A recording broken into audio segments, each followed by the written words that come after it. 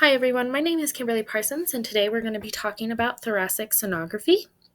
So I'm going to present this for you. It's just a presentation I made. And the purpose and definition of thoracic sonography is using an ultrasound to provide a quick visualization in this particular region, the thorax, and it is to determine any diseases or abnormalities associated with this region. A quick tool is that an ultrasound is the tool that is used to make the image, while a sonogram is the image itself, and sonography is the diagnostic purpose.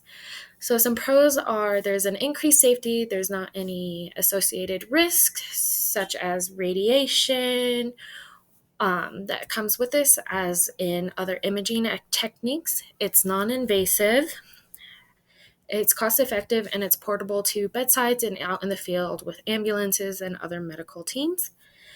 Some cons are there's a limited field of view and depth because you can only look at where the transducer is pointing, and although you can move that across the whole thorax, you can't see the entire region at once as you would an x-ray. And then technical factors can mimic pathology, so technique must be precise for a clear image.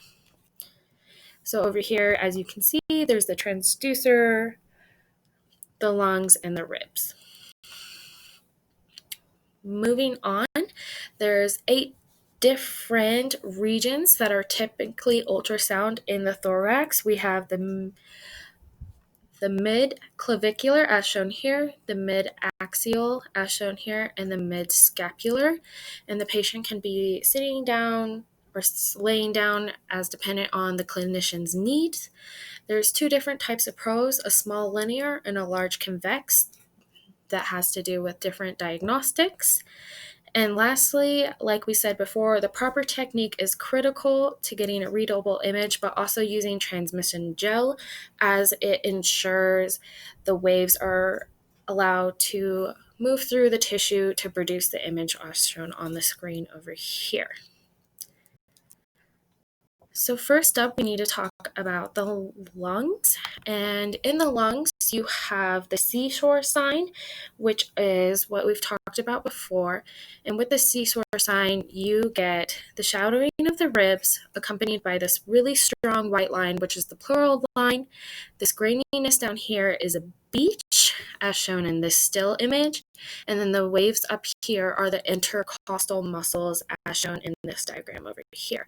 However, if we move the video up forward more, we can see that there is no longer the graininess left from the beach, and the waves, as in the intercostal muscles, are really interdispersed throughout the whole image, and it's kind of hard to distinguish a clear pleural line, and that is called a stratosphere sign, which indicates some type of abnormality.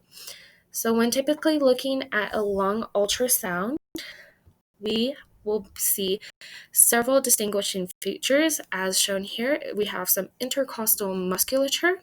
We have the rib here and here with the shadowing behind it because the waves cannot penetrate through the rib enough. And then we have a clear lung associated with the pleural line. On this side, we have A lines, which are aerial lungs. So those are normal lungs that are filled with air. And what we're looking for is during respiration, we look for sliding lungs. So the movement of this pleural line that we distinguish is marching ants. And that shows for a normal pulmonary sonogram. However, if this line is blurred and there's the horizontal lines that we saw earlier, that can lead to some suspicion of an abnormality. Again, down here, we have the same thing, the pleural line, the intercostal muscles, the rib surface, and a rib shadow can also be termed as a posterior acoustic shadow. Now, moving on from the lungs, another key feature of sonography is the use of it in cardiac patients. And this can be done in the emergency room or in offices where a patient is getting a checkup. Some distinguishing features that we can see in the heart is the right ventricle, the left ventricle, right atrium, left atrium as shown here in the different septums. And then up here, we also have the aortic root and the descending aorta. And this technique is really useful because we can also see the physiology of the heart while it's pumping, and we can see the path of the blood flow and make sure that's correct.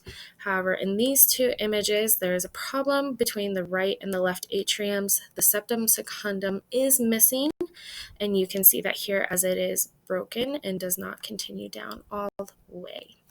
So that's a really key feature. That is about it for my presentation. I just want to reiterate the importance of knowing the difference between a seashore line, which is a normal lung sonogram.